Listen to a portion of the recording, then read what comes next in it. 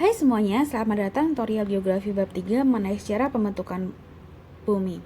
Nah, ini adalah lesson kelima di mana saya akan memberikan rangkuman mengenai apa yang telah saya bahas pada course ketiga ini. Langsung saja. Oke. Sebagai tempat tinggal makhluk hidup, bumi tersusun atas beberapa lapisan bumi.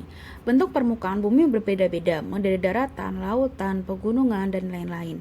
Bumi sebagai salah satu planet yang termasuk dalam sistem tata surya di alam semesta ini tidak dapat dipisahkan dari pembentukan tata surya. Oleh karena itu, proses terbentuknya bumi akan saya mulai dari teori pembentukan tata surya.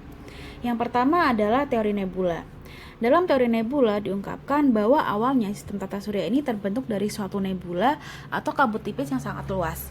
Nebula atau massa gas raksasa ini bercahaya berputar-putar yang kemudian secara berangsur-angsur mendingin, mengecil, dan mendekati bentuk bola.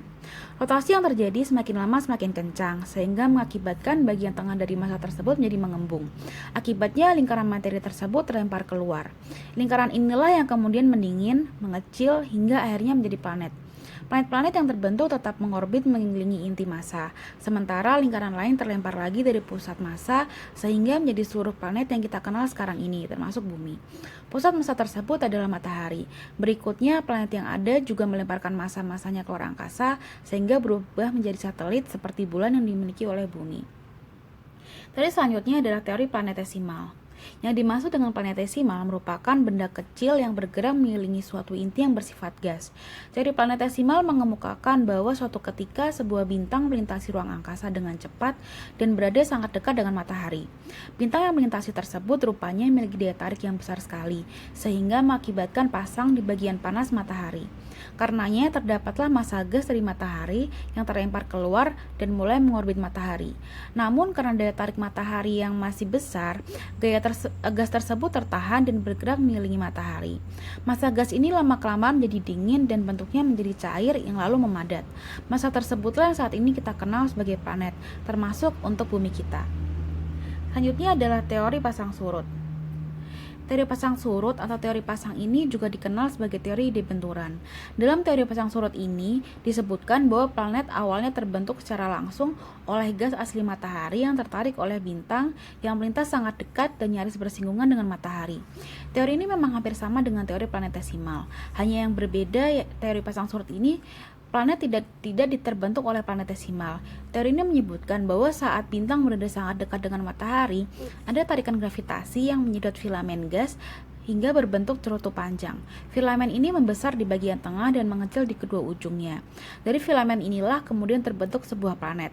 Peristiwa yang menyebabkan lidah matahari jadi berbentuk seperti cerutu ini juga menjadi penjelas logis mengenai ukuran planet yang berbeda satu sama lain.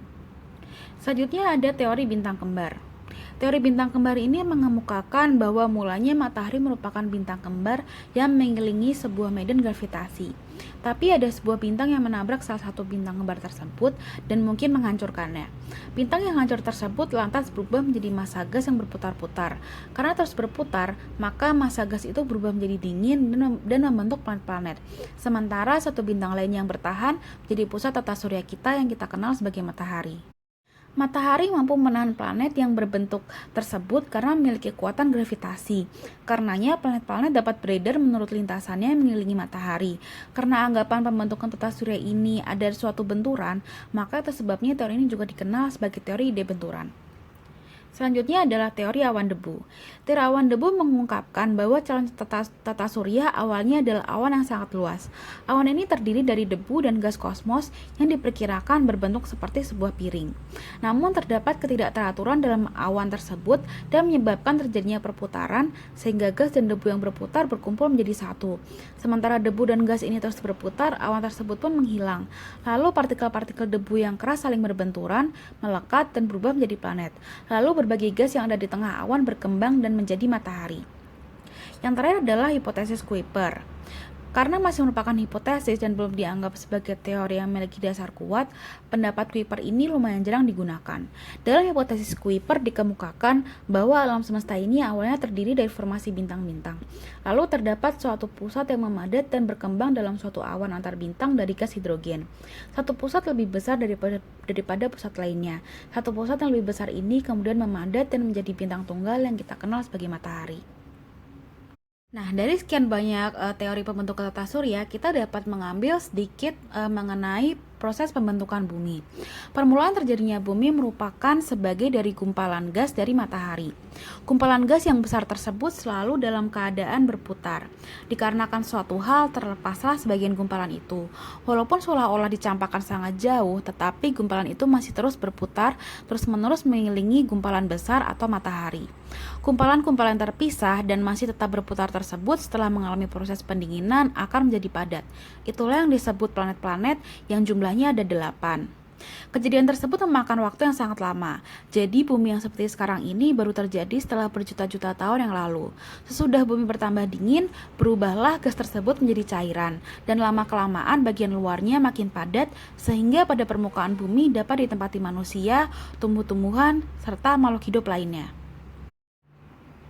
Proses perkembangan yang dialami planet bumi terus berlanjut, sehingga menimbulkan perubahan-perubahan pada permukaan bumi.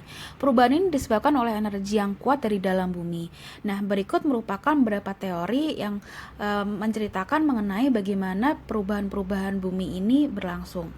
Yang pertama adalah teori contraction and expansion.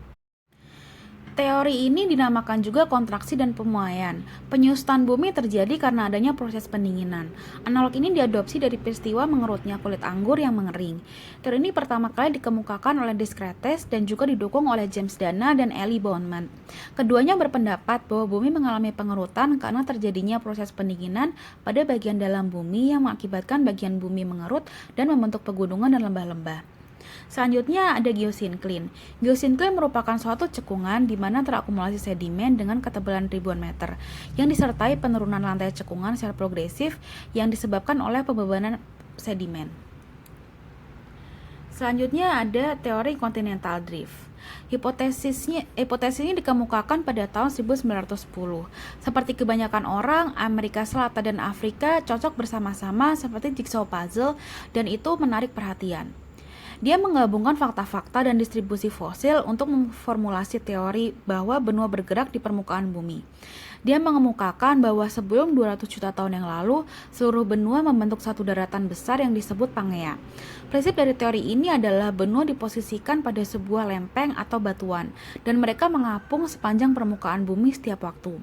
Kelemahan teori Wagner dan alasannya tidak diterima oleh geologis adalah dia mengemukakan bahwa benua menggelincir di atas dasar laut, padahal laut tidak cukup kuat untuk menopang benua. Selanjutnya ada teori Laurasia dan Gondwana. Sedikit demi sedikit Pangea mengalami retakan dan pecah. Sekitar 135 juta tahun yang lalu, benua raksasa tersebut pecah menjadi dua, yaitu pecahan benua di sebelah utara dinamakan Laurasia dan bagian selatan dinamakan Gondwana. Kedua benua ini dipisahkan oleh jalur sempit yang dinamakan Laut Tetz. Sisa Laut Tetz pada saat ini merupakan jalur jebakan minyak bumi di sekitar laut-laut di kawasan Timur Tengah. Baik Laurasia maupun Gondwana kemudian terpecah-pecah lagi menjadi daratan kecil yang bergerak secara tidak beraturan dengan kecepatan berkisar antara 1 hingga 10 cm per tahun. Selanjutnya ada teori paleomagnetism. Pada tahun 1960-an, para ilmuwan mulai mengkaji paleomagnetik yang terekam pada lempeng samudra di Samudra Atlantik. Dari penelitian tersebut dikemukakan beberapa seri arah medan magnet bumi purba yang sama. Kesamaan berada pada sisi yang berlawanan dari tengah-tengah zona pemekaran samudra. Lebih lengkapnya, bukti paleomagnetism ini memperkuat konsep continental drift. Dari kajian tersebut dikemukakan bahwa di tengah-tengah samudra Atlantik ada lempeng bumi yang terus-menerus bergerak menjauh. Hal ini ditemukan pada pola simetris arah medan magnet bumi purba yang terekam pada kerak samudra. Selanjutnya ada teori convection current atau arus konveksi. Perpecahan benua dan pergerakan lempeng disebabkan oleh adanya energi yang menggerakkannya.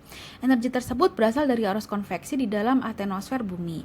Menurut teori konveksi yang dikemukakan oleh Arthur Holmes dan Harry Hess, yang dikembangkan lebih lanjut oleh Robert Diaz, dikemukakan bahwa di dalam bumi yang masih dalam keadaan panas dan terus berpijar, terjadi arus konveksi ke arah lapisan lava sampai ke permukaan bumi di mid-ocean ridge. Lava tersebut akan membeku dan membentuk lapisan kulit bumi yang baru, sehingga menggeser atau menggantikan kulit bumi yang lebih tua. Teori selanjutnya adalah teori seafloor spreading. Teori seafloor spreading ini merupakan teori yang berlawanan dari teori continental drift. Hasil teori Seafloor spreading pas continental drift, lahirlah teori tektonik lempeng yang kita kenal sekarang.